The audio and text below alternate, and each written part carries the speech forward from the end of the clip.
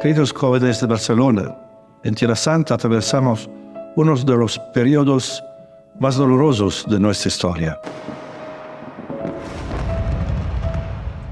El odio y la violencia están causando sufrimientos terribles y heridas profundas. Necesitamos personas dispuestas a dar su propia vida por la paz y la reconciliación.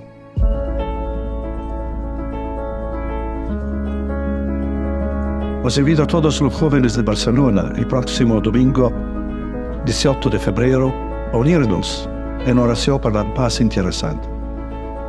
Empecemos juntos esta carisma mirando a la cruz, esperanza de nuestros sufrimientos. Que Dios os bendiga.